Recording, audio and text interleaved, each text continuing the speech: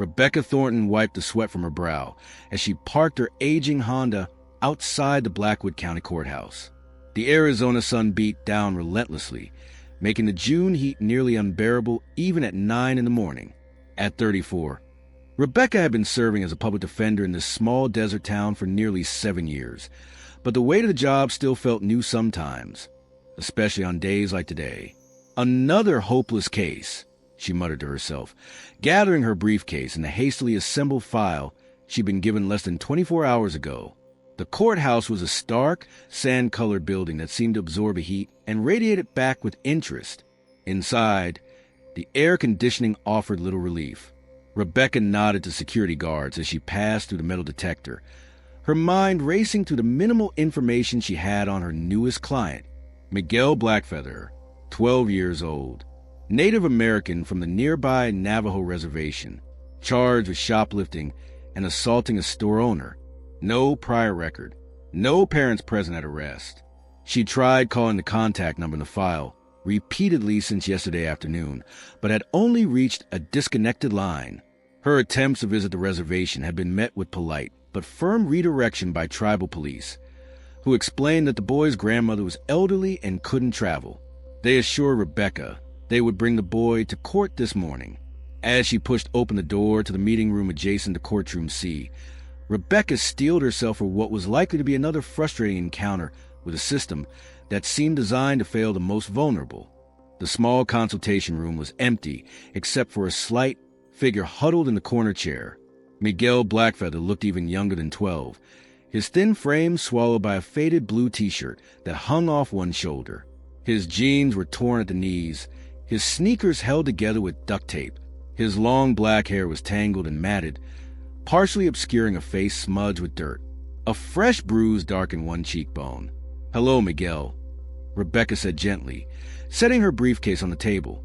"I'm Rebecca Thornton, your attorney." The boy's dark eyes flicked up to meet hers briefly before returning to stare at his hands. He didn't speak. "I understand you were arrested yesterday at Marshall's convenience store," Rebecca continued, keeping her tone conversational as she unpacked her files. "Can you tell me what happened?" Silence stretched between them. Rebecca had worked with enough traumatized children to recognize the signs of shock and fear. She tried again. "Miguel, I'm here to help you, but I can only do that if you talk to me." When he finally spoke, his voice was so soft she had to lean forward to hear him. "I didn't steal anything," he whispered, "and I didn't hit Mr. Marshall." Rebecca nodded encouragingly. "Okay, can you tell me what had happened?" Miguel's story emerged in fragments. He had gone to the store to buy medicine for his grandmother, using money he'd earned helping tourists with their bags at the Reservation Cultural Center. Mr. Marshall had accused him of shoplifting when he saw Miguel putting his own change back into his pocket. When Miguel tried to show him the receipt, the store owner had grabbed his arm roughly. In the struggle that followed, a display had toppled over, and Mr. Marshall had been scratched by a falling shelf bracket. "He called me a dirty thief," Miguel said, his voice cracking. "Said my kind was always stealing." Then he called the sheriff. As Rebecca made notes, she noticed dark marks on Miguel's wrist where Mr. Marshall had grabbed him. The boy had spent the night in juvenile detention. No one from the reservation permitted to see him due to processing protocols. "Miguel," Rebecca asked carefully, "what happened to your face?" The boy touched his bruised cheek. "The officer said I was resisting." Chapter 3.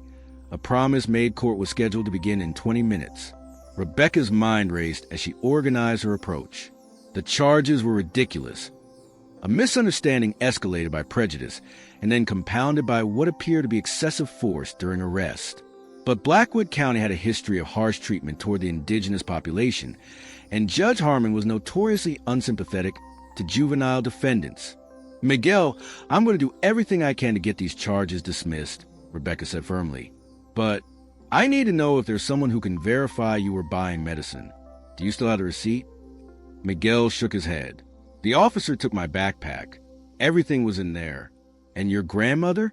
Could she testify that she sent you for medicine?" "She can't leave the house," Miguel said. "She's very sick. That's why I needed the medicine." Rebecca felt a familiar frustration building. The system was stacked against this child in every way possible. His age, his ethnicity, his poverty, his lack of parental representation. The prosecution would push for juvenile detention, arguing that the absence of adequate supervision made Miguel a candidate for state care. Through the room's small window, Rebecca could see Marshall enter the courtroom, his arm dramatically bandaged despite what had likely been a minor scratch. Behind him walked Sheriff Delaney, whose department had a troubling record of complaints from the reservation community. In that moment, something shifted in Rebecca. This wasn't just another impossible case. This was a child who had been wronged at every turn, and she was possibly the only person standing between him and further injustice. She knelt down at Miguel's eye level. "I want you to know something," she said, her voice low and intense. "What happened to you wasn't right.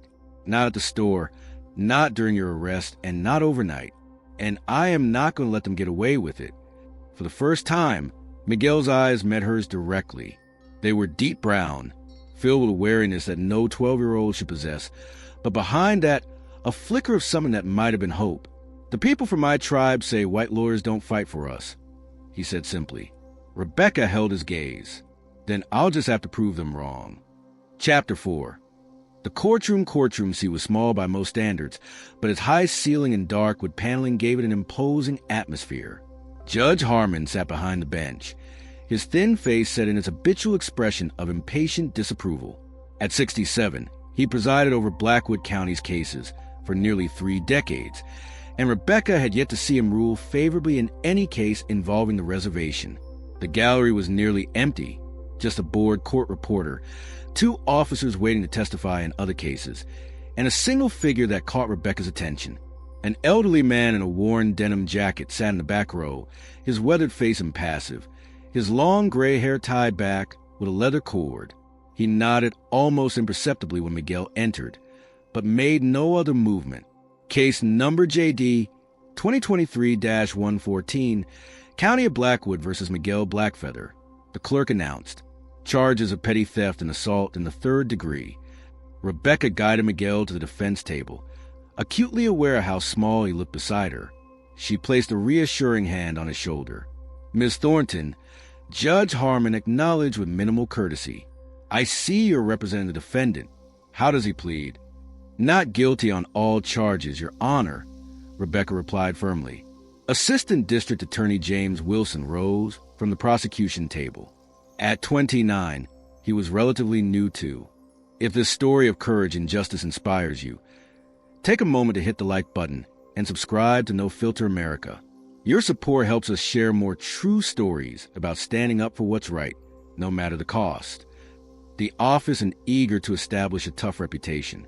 Your Honor, the state requests detention for the duration of proceedings. The defendant has no suitable guardian present, and the alleged assault indicates a risk to public safety. Rebecca was on her feet immediately. "Objection, Your Honor. My client is 12 years old with no prior record. He has a grandmother on the reservation who depends on him for care. These charges stem from a misunderstanding that was escalated by the complaining witness, not by my client." Judge Harmon frowned. "Where's the boy's legal guardian, Miss Thornton?" "His grandmother is elderly and ill, Your Honor. She's unable to travel from the reservation." "Then who is responsible for this child?" the judge asked pointedly. Before Rebecca could respond, a deep voice spoke from the back of the courtroom. "I am here on behalf of the family and tribe, Your Honor." All heads turned to the elderly man in the back row, who had risen to his feet. "And you are?" Judge Harmon asked with thinly veiled impatience. "Thomas Running Bear, tribal elder of the Navajo Nation. I am here as Miguel's representative under the Indian Child Welfare Act, which grants tribes the right to intervene in cases involving our children." Chapter 5. The defense Rebecca quickly adapted her strategy. Thomas Running Bear's presence changed the dynamics significantly. The Indian Child Welfare Act, ICWA, provided legal protections that could help keep Miguel out of the state juvenile system. "Your Honor," she continued, "under ICWA, there's a clear preference for keeping Native children within their tribal communities. We request that Miguel be released to Elder Running Bear's custody while we address these unfounded charges." ADA Wilson was visibly annoyed by this development. Your Honor, ICWA applies to foster care and adoption proceedings, not criminal cases. The state maintains that the defendant poses a risk and should be detained. Judge Harmon considered this, his expression calculating. Rebecca recognized the look. He was searching for a legally defensible way to rule against the defense. Miss Thornton, do you have evidence that contradicts the charges? He asked. This was her opening. Yes, Your Honor. First, I like to address the physical evidence, or rather, the lack thereof. No stolen merchandise was found on my client. Second, I have reason to believe the store security footage would show that Mr. Marshall initiated physical contact with my client, not the other way around. She presented a motion requesting the security footage, then continued. Furthermore, I'd like to direct the court's attention to these photographs. Rebecca displayed pictures she'd taken of Miguel's injuries, the bruise on his cheek and the marks on his wrist. My client, a 12-year-old boy, was physically restrained with excessive force during his arrest and sustained these injuries while in custody. I'm submitting a formal complaint regarding the handling of a minor and requesting an immediate dismissal of all charges. The courtroom fell silent. Even Judge Harmon seemed taken aback by the directness of her approach. ADA Wilson recovered first. Your Honor, the state has a credible witness, a respected business owner, who will testify that the defendant attempted to leave his store without paying and became violent when confronted. Then let's hear from this respected business owner, Rebecca challenged. And let's also hear why the arresting officers failed to secure the surveillance footage that would either corroborate or contradict his account. Chapter 6. A turning point for the next hour. The preliminary hearing unfolded in a series of increasingly damning revelations. Under Rebecca's careful questioning, Frank Marshall's testimony began to unravel. He admitted he hadn't actually seen Miguel conceal any merchandise, just acting suspicious. When pressed about the physical altercation, he reluctantly acknowledged that he had grabbed the boy first. Sheriff's Deputy Carl Jenkins took the stand next, visibly uncomfortable as Rebecca questioned him about the decision to arrest a 12-year-old without attempting to contact his guardian first. His explanation that these reservation kids are always trouble drew a sharp rebuke from Judge Harmon, who, despite his typical bias, couldn't ignore such an openly prejudicial statement in his courtroom. The turning point came when Rebecca presented her final piece of evidence, a receipt she'd obtained that morning from the convenience store's own records, showing a purchase of over-the-counter cold medicine at exactly the time Miguel said he'd been there, paid for with the exact amount he claimed to have had. Your Honor, Rebecca concluded, what we have here is a case of racial profiling that escalated into the wrongful arrest and mistreatment of a minor. My client was legally purchasing medicine for his sick grandmother when he was accused, assaulted, and arrested, all without evidence or proper procedure. Thomas Running Bear had remained silent throughout the proceedings, his presence a steady reminder of the tribal interests at stake. Now, as Rebecca finished her presentation, she noticed him watching her with an intensity that suggested he was reassessing his initial impression. Judge Harmon shifted uncomfortably in his seat. The evidence was too clear, the improprieties too numerous to ignore, even for him. With obvious reluctance, he rendered his decision. The court finds insufficient evidence to proceed with these charges. Case dismissed. He fixed his gaze on Deputy Jenkins. Furthermore, I am referring this matter to the County Oversight Committee for review of arrest procedures involving minors. As the gavel fell, Rebecca felt a wave of relief wash over her. She turned to Miguel, whose expression had transformed from fearful resignation to stunned disbelief. We won, he whispered, as if afraid saying it too loudly might reverse the decision. We won, Rebecca confirmed, gathering her files. You're free to go home. As they left the defense table, Thomas Running Bear approached them, his face solemn but his eyes warm as they met Rebecca's. That was well done, Attorney Thornton, he said, his deep voice carrying quiet authority. Our people are not accustomed to finding justice in these rooms. It shouldn't have been necessary, Rebecca replied, her earlier anger still simmering beneath her professional demeanor. What happened to Miguel was wrong on every level. Running Bear nodded, placing a weathered hand on Miguel's shoulder. The grandmother waits anxiously for news. I would be honored if you would accompany us back to the reservation to tell her yourself what you have accomplished today." Rebecca hesitated. In 7 years of defending reservation residents, she had never been invited onto tribal lands beyond the public areas. The invitation carried significance she didn't fully understand but instinctively recognized.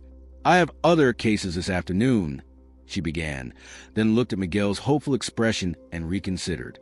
"But I can reschedule them. I'd like to meet your grandmother." What Rebecca didn't know, couldn't have known, was that Thomas Running Bear had already made a call from the courthouse steps.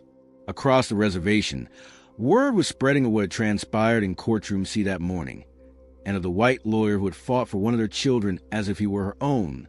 Chapter 7. Crossing boundaries, Rebecca followed Thomas Running Bear's pickup truck in her Honda, with Miguel sitting beside the elder. The 20-mile drive from Blackwood to the reservation took them through increasingly sparse desert landscape, red rock formations rising dramatically against the cloudless blue sky. As they passed the weathered wooden sign marking the boundary of the Navajo Nation, Rebecca felt a subtle shift in the atmosphere. She had been to the public areas of the reservation before, the cultural center, the tribal administrative offices, but had never ventured into the residential areas. Legal boundaries in these cases were complex. Tribal sovereignty meant that much of what happened here fell outside her professional jurisdiction. They turned off the main road onto a dirt track that wound through scrubby juniper trees and sagebrush. Small houses appeared intermittently, some traditional hogans with their doorways facing east, others modest manufactured homes adapted to the harsh desert environment. Children paused in their play to watch the cars pass, their expressions curious as they recognized Thomas's truck, but noted the unfamiliar vehicle behind it. After about 15 minutes, they arrived at a small homestead set against a red sandstone outcropping. A one-story house with a metal roof stood beside a traditional hogan. Several horses grazed in a nearby corral, and a large garden of hardy vegetables stretched to one side, protected from the sun by a carefully constructed shade cloth. As they parked, Rebecca noticed something unexpected.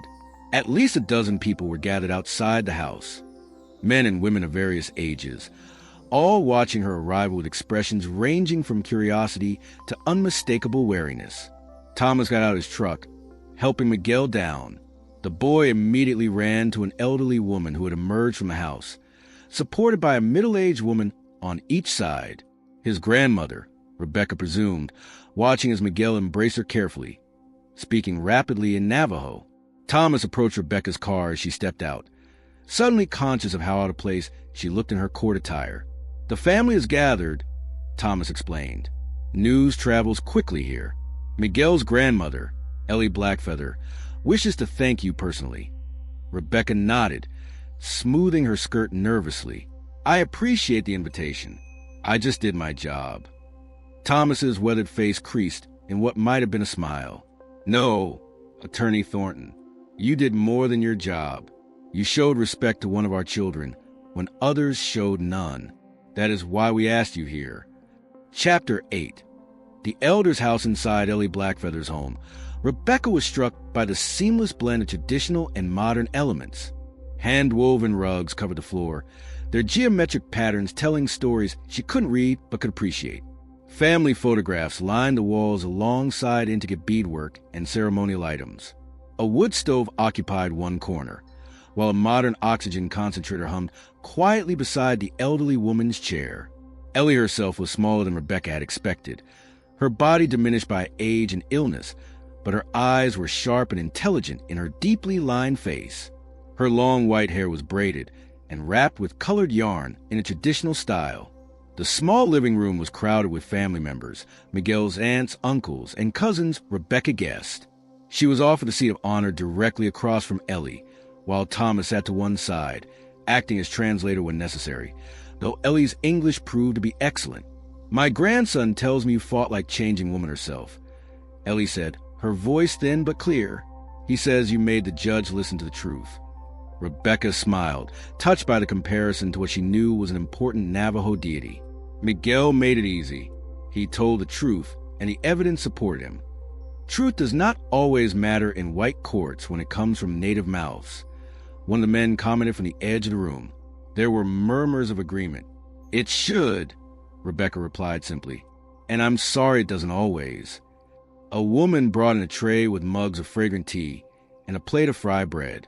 As Rebecca accepted the offerings, she noticed Miguel sitting cross-legged on the floor near his grandmother, his earlier fear completely gone, replaced by the normal energy of a 12-year-old boy surrounded by family. "Attorney Thornton," Ellie said after a moment, "Thomas tells me you have defended others from our community before." Rebecca nodded. "As a public defender, I represent anyone who needs legal assistance and can't afford a private attorney. Several of my clients have been from the reservation. And did they receive justice as Miguel did today?" The direct question made Rebecca uncomfortable. "Not always," she admitted. "The system has flaws."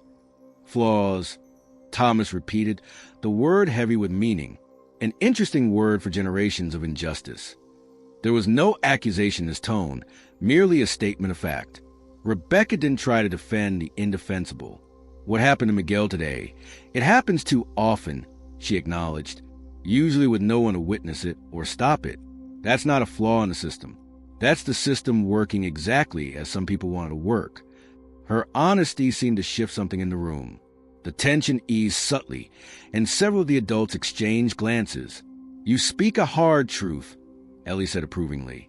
"Now, tell me what will happen to the men who hurt my grandson." Chapter 9. Ripples in still water, Rebecca stayed at the Blackfeather home far longer than she had intended. What began as a formal thank you evolved into a wide-ranging discussion about the legal challenges facing the Navajo community, from jurisdictional disputes to discrimination in the county courts. Family members came and went, bringing food and joining the conversation. Children played outside, occasionally peering into the windows with undisguised curiosity at the visitor. Rebecca found herself taking mental notes, her professional instincts engaged by the stories she was hearing, patterns of mistreatment that went beyond individual cases to suggest systemic problems. At one point, she pulled out her notebook and began writing explicitly, no one objecting to her documentation. "The problem," Thomas explained, "is that these incidents are treated as isolated. One officer who used excessive force, one judge with a bias, one storekeeper who sees all Native children as thieves. But when we try to demonstrate the pattern," added a younger man who had introduced himself as Miguel's Uncle Joe, "we're told we're playing a race card or being too sensitive." Rebecca nodded. "It's gaslighting on an institutional scale, and it's effective because each case is handled separately, each victim isolated." As afternoon stretched into evening, Rebecca was invited to stay for dinner. She called her office to check in, then accepted, finding herself increasingly drawn into the family's world. Miguel had overcome his initial shyness and proudly showed her his collection of carved wooden animals and the small garden patch that was his responsibility. During the meal, Rebecca noticed more people arriving, some from considerable distances based on their conversations. They came to hear firsthand about what had happened in court, but also, she realized, to see her, the attorney who had stood up for one of their children. As darkness fell, a small fire was lit in the yard. Rebecca stepped outside with Thomas, watching as the flames cast dancing shadows across the gathered faces. There were at least 30 people now, the event having evolved into an impromptu community gathering. "What you're seeing," Thomas said quietly, "is something rare: hope. Your actions today made these people believe that perhaps change is possible." Rebecca felt the weight of his words. "I just did what any decent attorney should have done." "But many do not," he replied, "and that is why what happened today matters so much." From the shadows beyond the firelight, Rebecca heard the low, rhythmic sound of a drum beginning to beat. A man's voice rose in song, words she couldn't understand but whose emotion transcended language. Others joined in, the harmony complex and moving. "They're singing a song of protection and gratitude," Thomas explained. "For Miguel's safe return and for you." Rebecca stood silent, oddly moved by the unexpected honor. As the song continued, she noticed several of the younger men talking intently in a group, occasionally glancing in her direction. Their expressions were serious, determined. "Thomas," she asked, "what are they discussing?" The elder followed her gaze, his expression thoughtful. They are making plans. Your actions have started something, Attorney Thornton. Something that has been needed for a long time. What kind of plans? Rebecca asked, suddenly concerned. Thomas smiled slightly. Do not worry. Our ways are not your ways, but our goal is justice, same as yours. He looked up at the star-filled desert sky. It is late. You should rest here tonight. Tomorrow will bring its own challenges.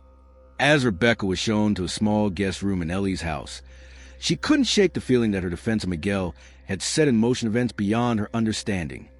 Ripples spreading outward in what had previously been still water, their ultimate impact impossible to predict. Chapter 10.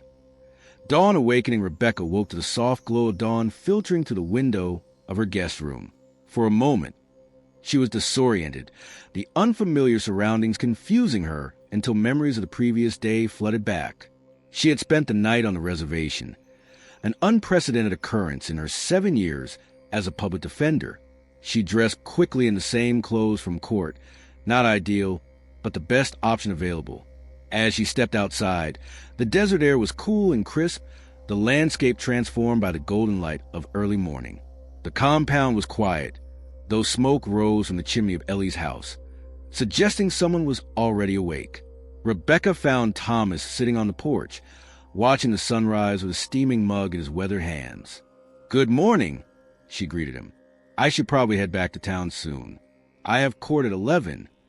Thomas nodded but made no move to rise. "There is coffee inside. Ellie is preparing. Breakfast." As Rebecca turned toward the door, she noticed something unusual in the distance. Dust clouds rose from the main road leading to the homestead, indicating approaching vehicles. Several of them, by the look of it. "Are you expecting company?" she asked. Thomas followed her gaze, his expression revealing nothing. "Word has spread about what you did for Miguel. People are coming to show their respect." Before Rebecca could inquire further, the door opened behind them. Miguel bounded out, his face bright with excitement. "They're coming!" he exclaimed. "Everyone's coming." Inside, Rebecca found Ellie sitting at the kitchen table, while two younger women prepared a substantial breakfast.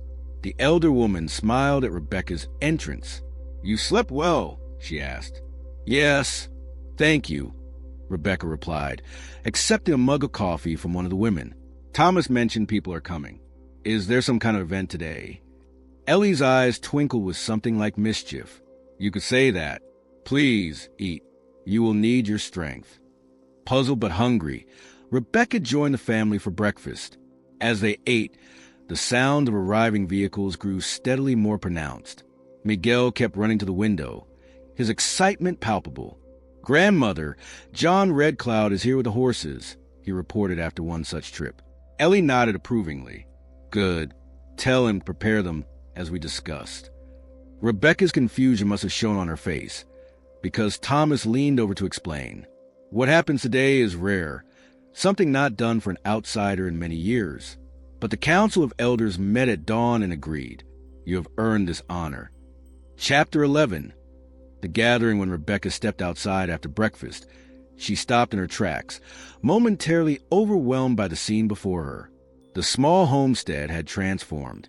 At least 100 vehicles were parked along the access road and in the clearing. Trucks, cars, motorcycles, even a few horse trailers. And people, hundreds of them, from elders to infants, gathered in family groups across the property. Many wore traditional dress. Ribbon shirts for the men, colorful skirts and blouses for the women, turquoise and silver jewelry glinting in the morning sun. "What is this?" Rebecca asked, her voice barely above a whisper. "This," Thomas replied, "is the Navajo Nation coming to honor someone who defended one of our children, as if he were her own." A group of men approached, tribal officials. Rebecca guessed from their formal attire. One stepped forward, introducing himself as the chairman of the tribal council. "Ms. Thornton," he said formally, "on behalf of our people, I want to express our gratitude for your defense of Miguel Blackfeather. Your actions remind us that justice is possible when good people stand firm." Rebecca was speechless. This level of response to what she considered simply doing her job properly was overwhelming. "I thank you," she managed, "but this isn't necessary. I was just doing your job," the chairman finished with a smile. "We've heard that argument already from Thomas. We respectfully disagree. What you did transcended professional obligation." Another official stepped forward. "Ms. Thornton, we have a request. Your defense of Miguel has inspired something important in our community. For too long, we have accepted mistreatment as inevitable. Today, we intend to make a statement, and we would be honored if you would be part of it." The official explained their plan. The community would escort Rebecca back to Blackwood, not in shame or anger, but in solidarity and strength. It would be a peaceful demonstration of tribal unity and a public statement that the days of overlooking injustice were ending. As the official spoke, Rebecca noticed movement near the horse trailers. About 40 men were preparing to ride, adjusting saddles and bridles on magnificent horses. Many wore traditional clothing, and some had painted their faces with symbolic designs. Among them, to her surprise, was Miguel, sitting proudly atop a small pinto pony. "These are our warriors," Thomas explained, following her gaze. "Not in the old sense of battle, but in the modern fight for justice and dignity. Today, they ride to honor you and to show Blackwood that we stand together." Rebecca felt a lump forming in her throat. The scale and significance of what was happening struck her deeply. This wasn't just about Miguel's case or her role in it. It was about a community reclaiming its voice. Chapter 12. The journey home by mid-morning. The procession was ready. Rebecca had called her office to explain her absence, though explaining the full situation proved challenging. Her paralegal promised to reschedule her court appearances, sounding both confused and intrigued by the cryptic explanation. Thomas approached with a beautiful hand-woven blanket in shades of turquoise and red. "This is a gift from Ellie," he said, a traditional way to express gratitude. Rebecca accepted it with genuine appreciation, the fine wool soft beneath her fingers. "It's beautiful. Please tell her how honored I am." "You can tell her yourself," Thomas replied. "She will be traveling in the lead car." The procession formed with careful organization. At the front would be the tribal officials' vehicles, with Ellie riding in the chairman's SUV. Rebecca would follow in her own car. Behind them would come the horsemen, not just 40, as she had initially counted, but closer to 200, representing every clan and family group on the reservation. Following the riders would be the community members in their vehicles, a miles-long caravan of solidarity. As Rebecca slid behind the wheel of her Honda, she caught sight of her reflection in the rear-view mirror. Something had changed in her expression. A newfound determination, perhaps, or a deeper understanding of what her work truly meant. The 20-mile journey to Blackwood took on the quality of a ceremony.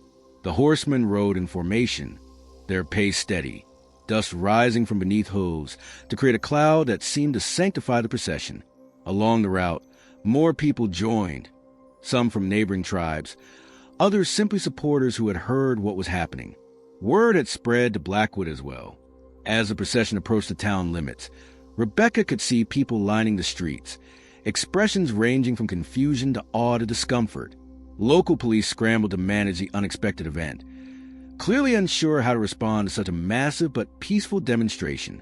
The procession moved with dignity through the main street, past the courthouse where Miguel's case had been dismissed, past a convenience store where he had been wrongfully accused. At each significant location, the horsemen raised their fists in silent solidarity.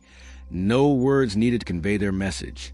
They continued to Rebecca's small office on Oak Street, where the entire procession came to a halt. The tribal chairman helped Ellie from the SUV, and together they approached Rebecca as she stepped out of her car. "Attorney Thornton," the chairman announced, his voice carrying to the gathered crowd. "Yesterday you stood alone in defense of one of our children. Today, we stand with you to say that justice for one is justice for all." Ellie stepped forward, leaning on her cane, and took Rebecca's hands in her own. "My grandson returned to me because you saw him as a child worth fighting for, not as a dirty native to be discarded. For that, you will always have a place among our people." As Ellie spoke, the horsemen dismounted and formed an honor guard leading to Rebecca's office door. Miguel, still on his pony, rode forward to present her with an intricately beaded medallion, a symbol of protection and respect. The Navajo have a concept called hazo, Thomas explained quietly as Rebecca accepted the gift. It means walking in beauty and harmony. Today, you have helped restore hazo to our community. Rebecca struggled to find words adequate to the moment. I am overwhelmed by your kindness, she finally said. What happened to Miguel should never have happened, and what you're doing today should not be necessary. But I promise you this, it will not be forgotten, not by this town and certainly not by me. The ceremony concluded with a prayer offered by an elder, but its impact was just beginning. Local news crews had arrived, capturing the unprecedented sight of 200 Navajo warriors and their community forming an honor guard for a small-town public defender. By evening, regional networks would pick up the story. By the following day, it would reach national attention. In the months that followed, Rebecca would partner with the tribal council to establish a legal advocacy program specifically addressing discrimination in the county justice system. Sheriff Delaney would face an official investigation into department practices. Judge Harmon, facing increasing scrutiny of his record, would announce his early retirement. But on that day, what mattered most was simpler and more profound. A community standing tall, a boy riding proudly among warriors, and a lawyer understanding, perhaps for the first time, the true meaning of justice. As the procession finally dispersed, Thomas stood beside Rebecca on the sidewalk outside her office, the gifted blanket draped across her shoulders despite the warm day. You know, he said thoughtfully, in the old stories, when someone is carried home by warriors, it means they are no longer a stranger but part of the people. Rebecca looked out at the last of the horsemen disappearing down the street, Miguel among them, sitting straight-backed and proud. I think, she replied quietly, that's the greatest honor I've ever received. And now, we'd love to hear your thoughts. What do you think this story teaches us about respect and solidarity? Share your ideas in the comments below. And don't forget, like this video, subscribe to No Filter America, and help us bring more powerful stories to the world.